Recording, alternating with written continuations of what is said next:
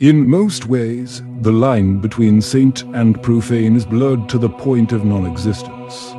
A profane is an individual whose life has been so consumed by an aspect of devotion that they become the embodiment. Meant of that, the point of separation is sometimes seen as somewhat of a case of perspective. Some say that the difference is that the saint follows a life of virtue while the profane seeks sin. Yet still others point out that aspects which were virtues in one individual are found to be sinful in another.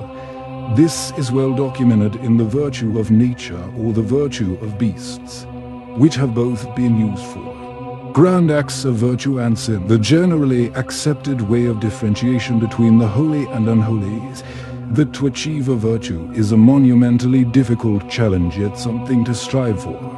Monks have spent their whole lives in meditation on the virtues of life only to come up without an answer, while in contrast to virtue, sin is an innate aspect of the sentient species.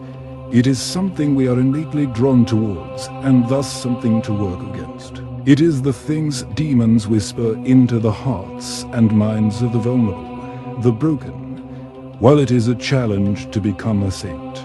Many of the recorded profane have come into their new being by accident. A village woman, torn by grief after losing her child to war, succumbs to her heartbreak, only to return on the third day, changed in both body and mind, her newfound purpose not chosen by her to be to sin what a copper rod upon the rooftop is to the lightning. Her fellow villagers, who surely also feel her grief in some small part, for they have lost kin to blade and neglect of command.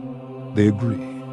They follow. The village, now called, finds catharsis in their worship, in the indoctrination of other families torn by war. Perhaps in time and through introspection, the profane, for by now she will have forgotten her name, so consumed she has become. She finds that war is at the core of her pain, and if her conviction is strong enough, perhaps she may obtain yet another sin, of wrath perhaps, of vengeance to be enacted on those who spawned the conflict, or maybe peace, as it is not unheard of for those of profane origin to find virtue in their pain and become a saint, or for the holiest saints to become cynical in their devotion, twisting into profane sin.